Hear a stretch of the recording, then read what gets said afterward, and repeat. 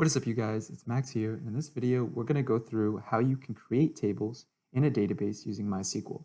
So right now, we're using the MySQL Workbench, and essentially what it is it's a graphical user interface where we can kind of alter the tables and the database on whatever server that we're connected to. And right now, I'm connected to my local machine, um, and I'm just going to be creating and altering some tables in a database um, on my local machine. So to get started, essentially, we need to know how do we even create a database. So I'm going to make a new one.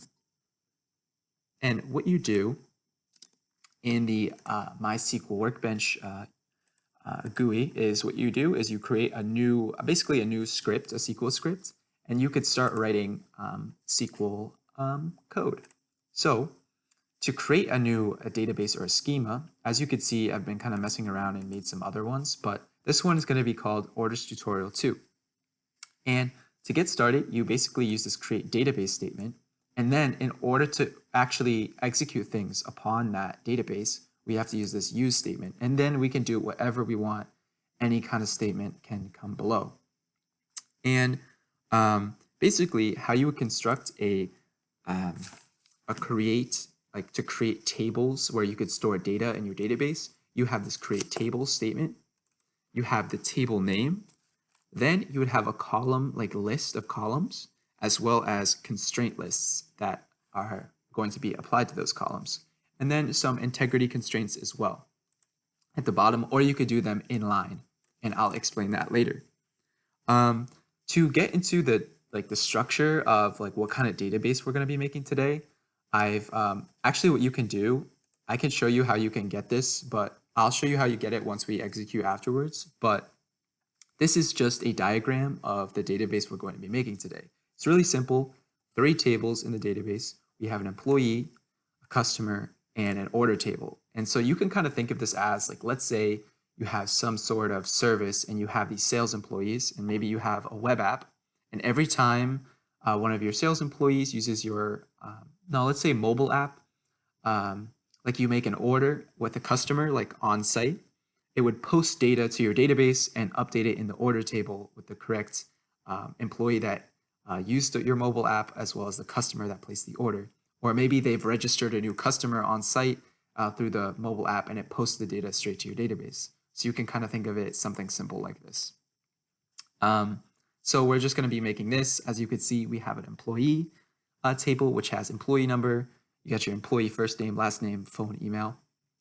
Also, we have our order table, which is really simple. We have an order number, a date that the order was placed, a customer number, employee number that had placed the order with the customer, and a customer.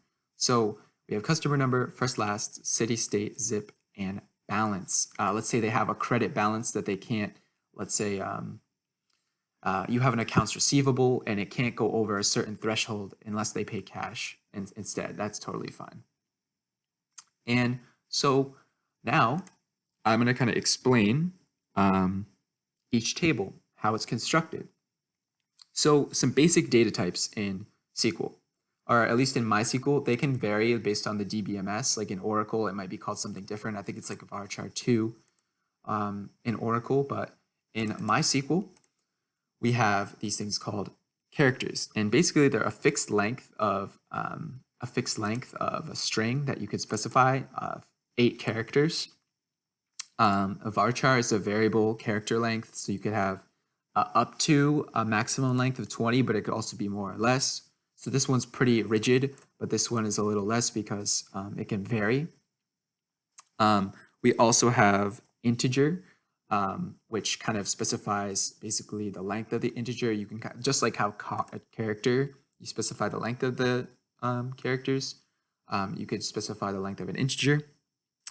You also have float, which can specify, and you specify the precision within the parentheses. Decimal, which we show here, which kind of says, hey, there's only going to be 2 places after the decimal point, and then 12 places to the left, and we're in the decimal form. So now that kind of, and then there's also a date, which let's see if I use it here. Yep, we use a date to define dates in MySQL as well. And those are just some basic data types in MySQL that we could use to help define our tables. So now let's take a look at each table and kind of explain it. So customer, as you could see, we have this customer number, and we have this customer first name, which is says variable because everybody's name is different. Customer last name, everyone's name is different, and so on and so forth. Now you could see we have this constraint here, and this goes back to integrity rules. So in our tables, we want to have some unique way of defining each row, pretty much. So if we have a new customer, we want a unique way to define them. And we say, hey, our customer number, that's 8 characters long, is going to be our primary key for this table. And that defines entity integrity. And basically that means there's going to be no null values. There's always going to be a customer number. And it ensures like traceability pretty much. Every entry is traceable, so that if we have a one-to-many relationship, so what I mean by that is we have a customer and maybe they've placed many orders, so there'll be multiple rows with the same customer in our order table, we can always reference that back to the unique customer. And then for the employee, kind of a similar structure actually, but here we also define another constraint, which is unique email. So we're saying, hey, this email is going to be unique. You shouldn't have 2 employees with the same email. It's kind of a good constraint to have because you wouldn't want to onboard a new employee and then they get the same email and it doesn't give you an error when you try to update your database, because that'd be really bad. And now we're getting to some interesting constraints, which is a foreign key. And basically what a foreign key is it basically references another table in your database. So what that means is we're going to have this, yeah, I'll show you. Yeah, so we're going to have this employee number primary key referenced in our order table. And same thing goes here. We're going to have this customer number primary key referenced in our order table as a foreign key. So when we have these, when we update our order table, we will insert values associated to each a customer and an employee.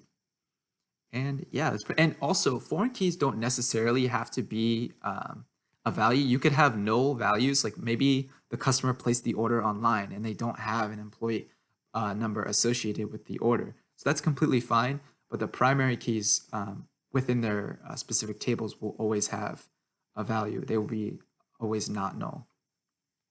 Now let's execute this and kind of see what happens. So essentially all you need to do to execute all of this, so we're going to create a new database called orders tutorial 2, use that database, and then execute these create statements. So I'll show you what happens. So let's just execute, boom. And now if we refresh our schemas, you could see our orders tutorial 2 has popped up. We have our customer table, has all of the columns that we defined. Employee table has all the columns that we defined as well, and order table with all the columns we defined. Boom. Now I'm going to show you a really cool trick to get this like diagram. So I'm going to exit out of this one and not save. In order to get a nice diagram, what you can do is if you go to database and hit reverse engineer, essentially it says, hey, which server are you on? I'm on my local host. We're going to want to reverse engineer this one that we just created. And then we can scroll down and we see a nice, we can kind of move this around a little bit, a nice representation of our database right here. Now that's pretty much it for this video. In another video, I'm going to use the same database and kind of insert data into that and see how we could update our database with some real data once we've already just defined the structure for it. So I hope you enjoyed that video. Please feel free to like and subscribe, and I'm very active on Twitter and GitHub, so feel free to give me a follow there. Hope you guys have a nice rest of your day. All right, peace.